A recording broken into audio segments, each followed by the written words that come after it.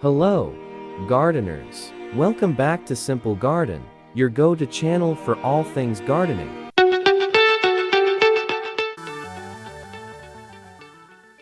Today, we're diving into the factors that can lead to the death of your watermelon plant.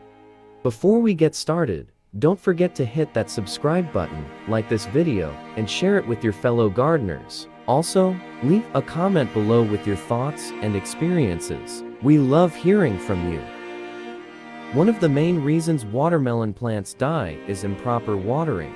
Watermelons need consistent moisture, especially during the growing season.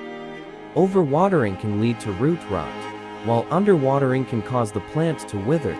Make sure your watermelon plants receive about 1 to 2 inches of water per week, ideally through deep watering. Another factor is poor soil conditions. Watermelons thrive in well-drained, sandy loam soil with a pH between 6.0 and 6.8.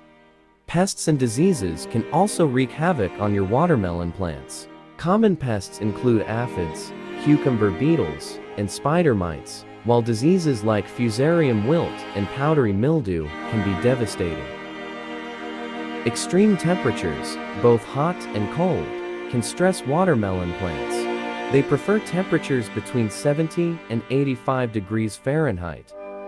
To sum up, the key factors that can lead to the death of your watermelon plant include improper watering, poor soil conditions, pests and diseases, insufficient sunlight, and temperature extremes.